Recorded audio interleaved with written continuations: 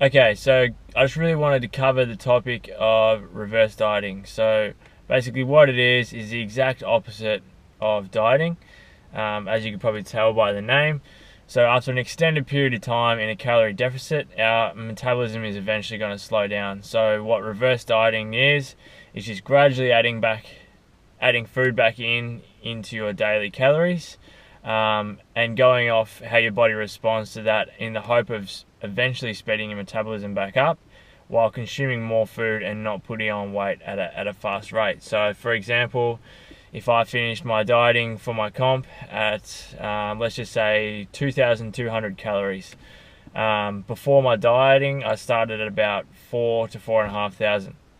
So instead of me going straight back into 4,500 calories, my metabolism's obviously slowed down. I'm just going to put on some pretty unwanted fat in that period of time if I just bump it straight back up. So instead of doing that, what I do is, the week after my comp, I might bump my calories up by 2 to 300, and I'm going to sit at that for a week. And then after a week, I'm going to weigh in on an empty stomach and just observe how I look throughout the week.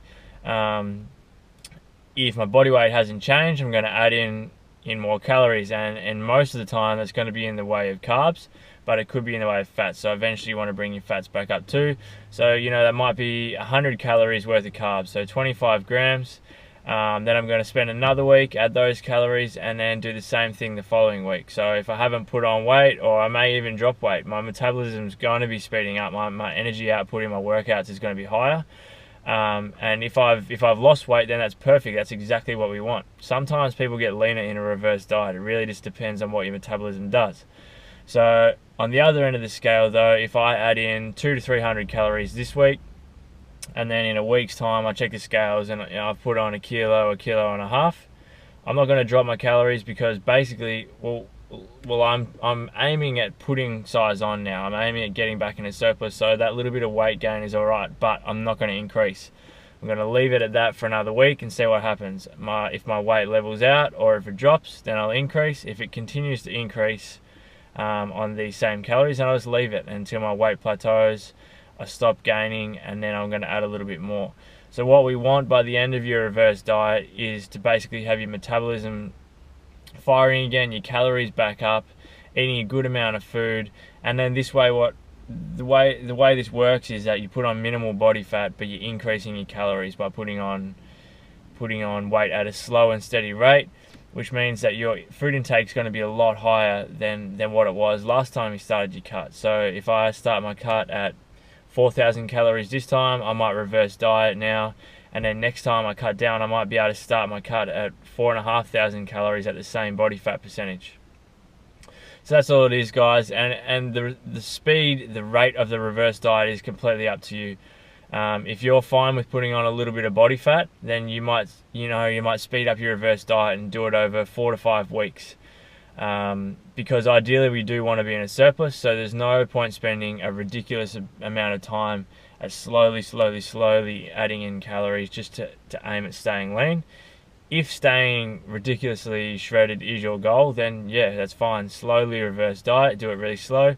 But for me, after my comp, I want to get back into a stage now where I can gain some strength, some size, and get my calories back up. So I'm doing my reverse diet over 4 to 5 weeks. Last year, my reverse diet, I did it over about 10 to 12. So I pretty much reverse dieted for the same amount of time that I cut. And it paid off. It really did pay off. My body fat stayed really low. My weight really only increased probably 3 to 4 kilos over 12 weeks. Body fat really didn't, obviously I wasn't stage ready body fat after 10 to 12 weeks of increasing calories, but I was still really low. So that allowed me to start my cut this time at 4,500 calories at probably, I would say, 10% body fat. So that's just a brief overview of what reverse dieting is. If you guys have any questions or want to know anything more about reverse dieting or anything else in that matter, then please leave a comment below. Make sure to subscribe to the channel, guys. Let me know if you like the videos or any ideas of some videos in the future. I'm thinking about chucking up a post on my Instagram and my Facebook within the next week to see if there's any interest to do a question and answer video. So again, if you have any questions, leave them in the comments box below. Thanks for watching the video. Make sure to give the video a thumbs up, and I'll see you guys in the next one.